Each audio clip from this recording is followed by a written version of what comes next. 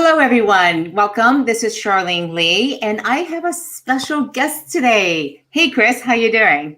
Hi, Charlene. Thanks for having me on. Yeah, so Chris Yeh is a great friend, a fellow author, and he's the co-author of Blitzscaling and also the Alliance. So, Chris, you want to just give a quick intro of who you are and what you're up to?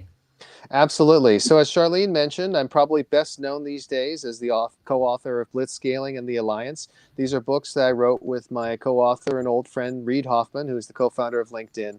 And I spend most of my time thinking about different issues around management, leadership, work, strategy, especially in the startup world. And so that's why today's topic was so timely, and I was so glad you invited me on. Yeah, and so one of the things I wanted to do, let me just get this going here, the whole topic today is about reimagining what work looks like. And what I really wanted to do, and we were just happened to be talking about something else, and Chris asked me, so what's it like to do these live broadcasts? I'm like, hey, you've really got to come on and do this broadcast with me, because you'd be the perfect person to talk about this. So let's get it kicked off. And I think, it's funny because we've done events together face to face. This is the first time we've done a virtual event together. So I'm interested to see how different it is. Yeah, and I think one of the things is we don't have all the cues and everything, but we have a much bigger and broader audience too as well. So what I'd like to do as we are starting to kick off the conversation is for people to, first of all, welcome, say hello, tell us where you're coming in from, and then also, what are you excited? What do you think is going to change substantially for you? Especially because things have changed so much. How do you imagine work is going to be substantially different for you? Would love to see what you have in the comments. And as we go along, we'll incorporate that into the conversation. All right, so I'll kick it off. One of the things is I was thinking, the reason I picked this topic is I was thinking about what the definition of work is. And we think about returning back to work. And I'm like, but wait a minute, we kept working through all of this. Work didn't stop. The place where we did work stopped. And so when we reimagine the definition of work, we oftentimes think of it as a physical location. Whereas I'm beginning to think it's much more the definition of work is the relationships we have. And work has fundamentally changed because the relationships have changed, especially in the COVID world. I wonder what's going to happen when we go back to work and we can't go up to somebody and shake their hand and have that level of camaraderie and intimacy. So work is going to be fundamentally different once we start. Chris, any thoughts from your side? Yes, I think that one of the things that we're seeing is that work was never just a location, as you put it. It really was a collaborative community. And one of the important things about the collaborative community, I think many of us are missing right now during this time when everything is virtual, is the basically unstructured socialization that was always a core part of work. Yes, we think of work as the meetings that were blocked out in our calendar and the emails we respond to. But a lot of it was the relationship development that had people running into each other in a kitchen, in a hallway, near a sofa, or around drinks afterwards, or what have you. And these are things that we typically aren't building into our lives today. I mean, we have these Zoom calls scheduled, and we may even have a Zoom social scheduled. But a Zoom social with 12 people on it for an hour is very different than catching up with someone for 3 minutes face to face. And so I think that one of the things that we have to do is to start building that into our virtual lives. But then when we go from our virtual lives back together again, I think that what we're going to see is we're going to see the same kind of things that were adapted to the virtual world, adapted back to a very different real world. So think about social distancing, right? Again, maybe we don't run into each other in the hallways as much, but maybe offices get set up with 2 chairs 6 feet apart, a series of these chairs, so that people can get together and still meet face to face, but know that they're doing it safely. So I think that the architecture of the offices may very well change. Yeah, I have a good friend who's an architect and working on offices. And so you can imagine the challenges that she's facing now, trying to figure out how do I think about what I'm building something that's going to happen 2 years from now. How do I think about what the workplace is going to look like? I love how Sandra here is saying that returning back to work is going to be really different because we won't be able to hug our friends. I'm a really huggy person. And so I'm like, wait, no, I can't do that anymore. And this is how I build relationships and how I build trust, right? Can we have the same levels of trust that we had before? Yeah, and I think that part of this is it's going to be a term that I'm coining right now. I'm going to call it collaborative homeostasis. And I'm basing it off the term risk homeostasis, which some of you may be familiar with, which is basically when we came up with all these advances for our cars, anti-lock brakes, airbags, uh, automatic seatbelts, and so on and so forth. The number of people who were injured or killed in car accidents would decline, but then they would go back up because that meant that people could just drive faster and take more chances. And so what it tells us is that there are certain the sort of set point that we adjust to. During the case of something like a pandemic, there's a sudden shock, we get thrown off, but over time we find ways to adjust. So when we return back to work, if we can't hug, we'll develop something that is like a hug. We'll develop new rituals. It may take a while for those rituals to develop, and hopefully we get an effective vaccine that is able to actually make things similar to the past. And what will happen is we'll actually just appreciate more the power of face-to-face. I know that I will appreciate face-to-face far more when we return to it than I did before. Mm.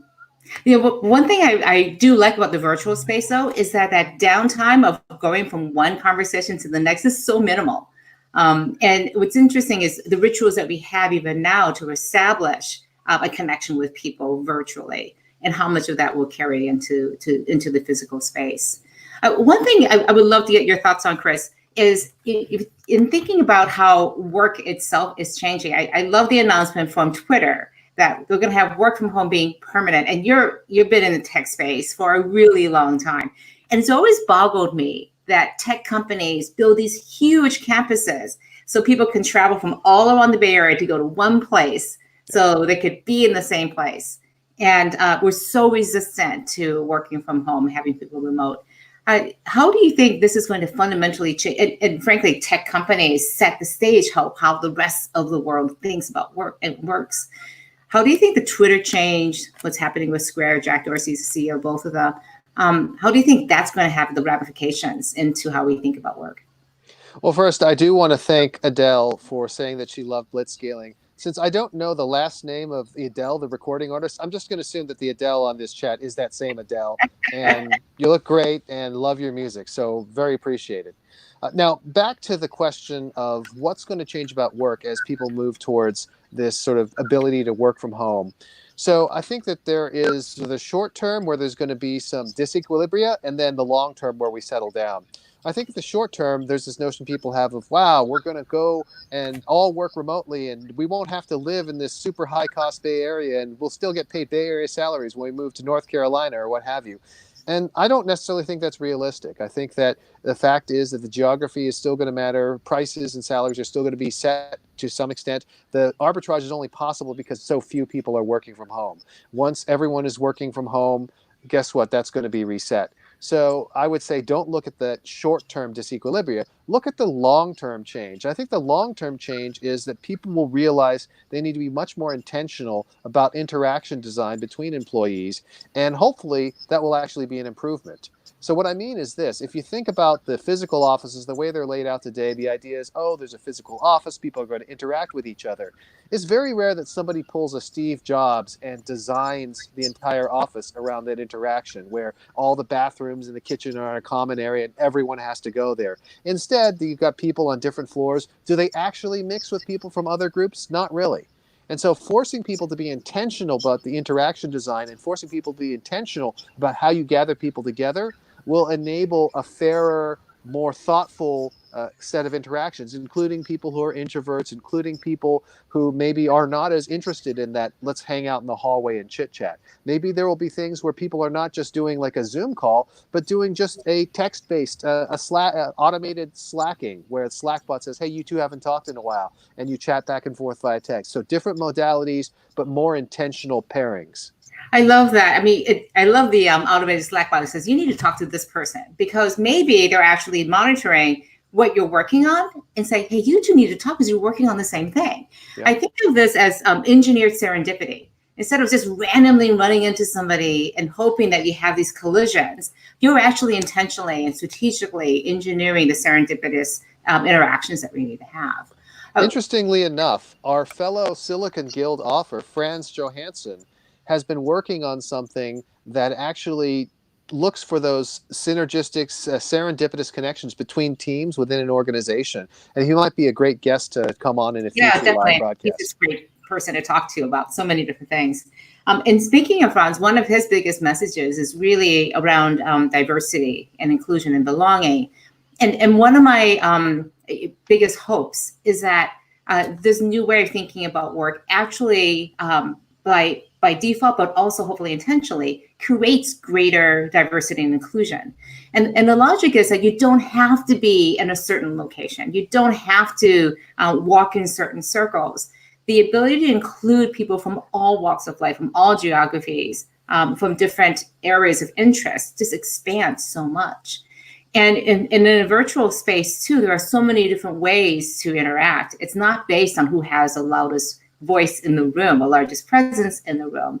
You can really go back to the work and the contributions that you are making. So when work becomes much more individualistic and very much more transparent, frankly, in a virtual space, there's a greater sense of accountability of who's really doing the work and who gets that credit. I think, Chris, you and I have seen so many circumstances when great people have done great work, but because of the dynamics of the workplace, never really get the credit and never get the promotion. Yes, I think that one of the things I was just saying in an interview I conducted earlier today, I was doing a podcast interview, is that it's not that we're changing the world in order to favor something else. It's just that the world that we lived in already had this inherent bias. So, for example, I would argue that the way a typical office works, there's a strong bias to favor people who are loud and fast. Now, that's great for me because I'm both loud and fast. But that doesn't necessarily mean that the people who have the best knowledge, the best experience, the best ideas are being heard. Because frankly, different people think in different ways. Some people want to take a little more time. Some people are a little quieter. And perhaps in the virtual world, without having the loud and fast people just run roughshod over people, we'll see greater contributions. Yeah, I love this. One of my strengths is being an activator. I don't know if you're familiar with Strength Finders from Tom Rath. Absolutely fantastic tool for understanding yourself, but also for building teams. So I'm an activator and I'm a maximizer. And I have a colleague at Turpany who, one of the first things he said to me as he was joining the team, he goes, "You have to realize I'm a deliberator." And he pointed out the fact that I want an answer right away. I want, to move it into action. And he's the person who goes, "Let me think about that." And together we are such a stronger team. I love working with him because he balances me out, makes me step back and think about things. And I push him forward to come to his deliberations at the time and place. And I give him that space too, but also push him forward to that. So I think in this virtual space is going to give us that time, give us those different ways, this asynchronous way of working and alternatives to really bring out the best and the strengths in each of us. Absolutely. And again, I think that we can already see this happening. If we think back to the evolution of the early days of the internet community, Usenet, chat rooms, and things like that, it was already the case that people who were introverted, people who were more of a slow twitch instead of a fast twitch thinker, were already seeing the benefits of the internet. And I think it's just now spread out and is now become prevalent throughout the workplace. Mm-hmm. Let's talk a little bit about some of the dynamics though, of this future. If we reimagine work being multifaceted, I don't think many leaders are equipped to deal with this. I talk to so many leaders right now. I'm working with executive teams saying, okay, we got to go back to work. We got to go back and create our new normal. But their new normal looks a lot like the old normal. So with a little bit of social distancing put on top of it. We're going to bring everybody back to the office. We're going to go back to the way things were without an acknowledgement that people are pretty darn happy working at home, especially if I can figure out the childcare, right? I was going to say that I figured out over there. I'm not sure parents are happy about working from home, but most other people who don't have kids are happy about working from home. Yeah, this has been great for me. It's just pretty much the same. I have my kids back in college, and they're not nearly as disruptive as my colleague who has 2 kids under the age of 2. It's incredibly hard. But I also feel like if we don't think about how people want to come back and also this new way of working that they're feeling very comfortable with. We as leaders have not been equipping ourselves and our other leaders to think about doing this. I have a couple of thoughts about some of the things that people who are listening to this broadcast could do to improve. But Chris, anything off the top of your head about how to best prepare for this new way of working that we all might have to deal with? I think this is a perfect time for leaders to sit down and actually break down and decompose the job and the work into their component parts. I think far too often we cover something with a broad blanket term like product manager or VP of sales or what have you, when actually you can break down the work into the individual activities and things that are going on. And when you do that, then you can, because you're dealing with concrete things, start to think about how you can actually build a superior way of doing it in the online virtual world.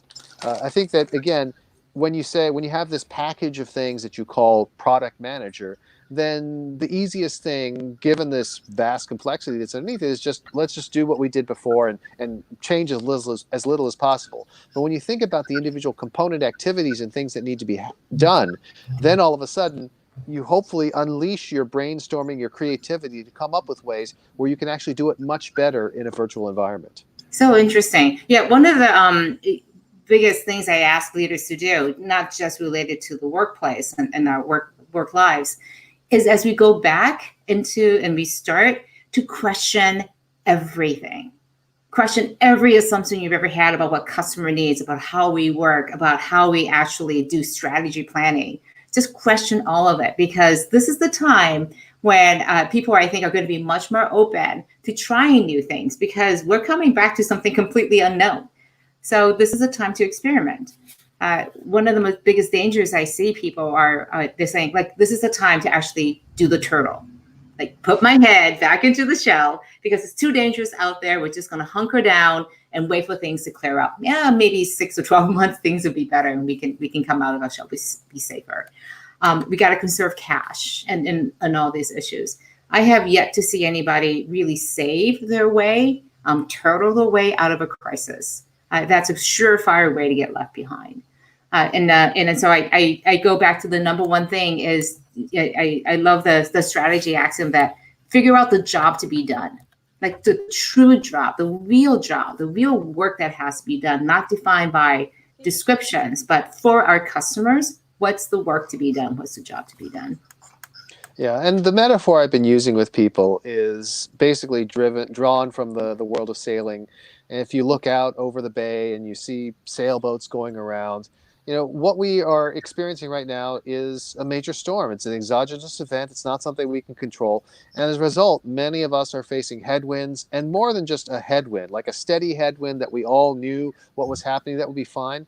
But it's actually gusts of wind from every direction, things changing every week, maybe every day. And so really what you need to do is you need to think about how can you be most adaptable? How can you sail into the wind most effectively? The answer is not to reef all the sails, drop the anchor, and just stay where you are. The people who are actually able to figure out how they navigate through this time effectively will actually get ahead in the race of the other competitors. And, speaking of old movies, I have in mind, if you think about the movie Forrest Gump, back in 1994, Tom Hanks plays Forrest Gump. He and Michael T. Williamson, his friend Bubba, want to go catch shrimp, and he goes with Lieutenant Dan to catch shrimp, and his boat is the only one that's out there in the storm. Everyone else gets wrecked. They manage to make it through, and all of a sudden they become the shrimp magnates of the Louisiana coast. And that's what I'm asking you to do. I need you to channel your inner Forrest Gump. I love that analogy. And what's interesting is if you go back in time and look at recessions and what happens during them. I have this great chart I've posted up online where you look at all the dips, and these are places where Microsoft was born in the middle of the oil crisis. Uber was created in 2008, 2009 in the depths of the last recession. I mean, these are the times when everybody else is hunkering down, and this is the time when disruptors really find these new opportunities. So I'm a big believer, like you, Chris, that this is the time where the people who are going to pull ahead over the rest of the industry are really looking for those levers of growth. I just want to tap it into your thinking about this, because you wrote a great book called Blitzscaling. And how do you think about blitzscaling in the midst of a crisis? So that's funny you should ask. I was just delivering a talk about this morning. So the interesting thing about blitzscaling in a crisis is I think it requires a slight tweak, a redefinition, if you will, of blitzscaling. So whenever we talk about blitzscaling in the book, it's written, and I say this, the definition is the pursuit of rapid growth by prioritizing speed over efficiency in an environment of uncertainty. And the slight change, the redefinition that I'm going to propose is that blitzscaling is the pursuit of rapid change by prioritizing speed over efficiency in an environment of uncertainty. We are in the middle of that storm with gusts blowing in every which direction. And the most important thing is not, as you put it, to turtle up, to get as efficient and capital miserly as possible, but rather to build up your flexibility and agility.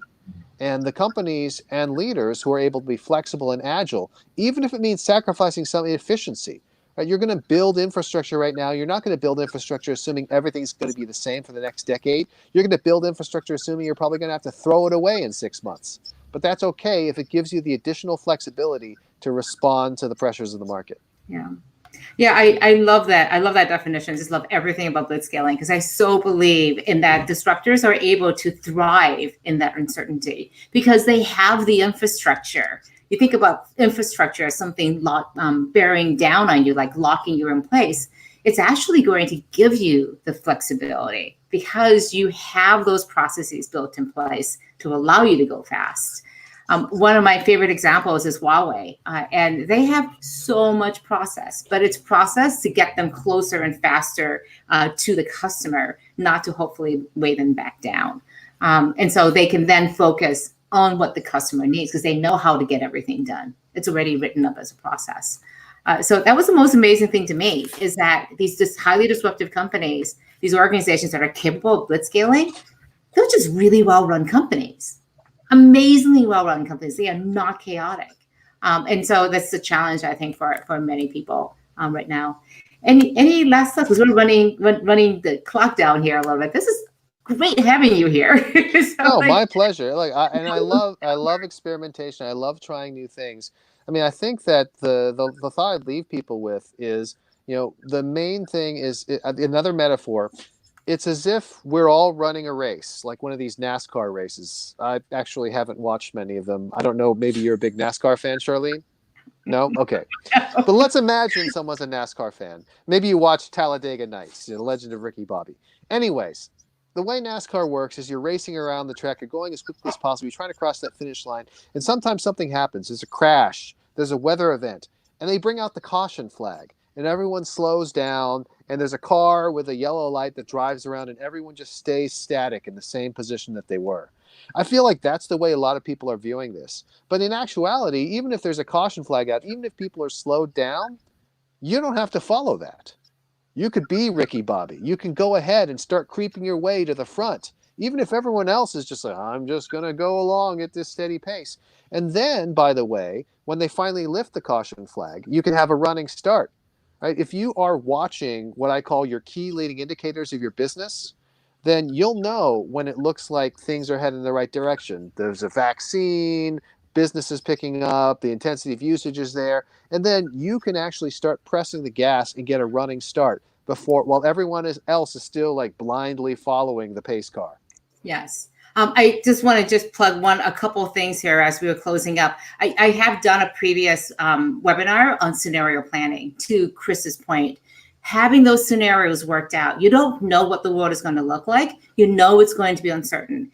I can guarantee you, I'm certain that there's going to be uncertainty. So the question becomes, which of these scenarios work out? Develop robust strategies in all of them, understand your no regrets moves, and then understand the triggers that give you an indication of which of those strategies, which of those scenarios are going to come to fruition.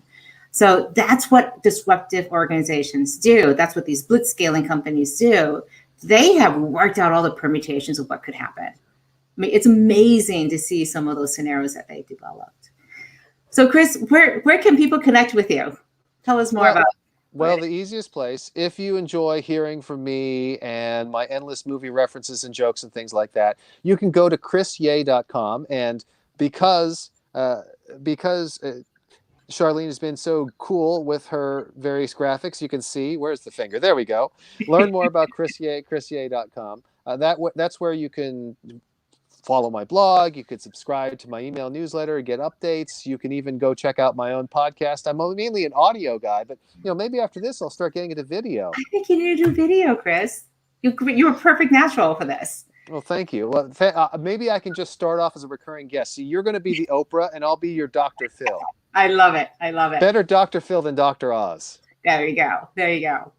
Again, Chris, thank you so much for coming here. I just want to do another plug for our disruptor community. If you see yourself as a disruptor, come over to quantum-networks.com. It's a free community. People keep asking me that. And it's a place where you can come together and we can support each other in our attempts to, our quest to create as much disruptive change and exponential growth as possible. So Chris, again, thank you so much for joining us here today. Thank you again, everybody, for watching. At this point, we're going to end the broadcast. Again, thank you so much, everyone. Have a great day. Thank you. It's great to meet you. Thank you, Adele, for being a fan. I'm a fan of your music. Thank you. Bye-bye.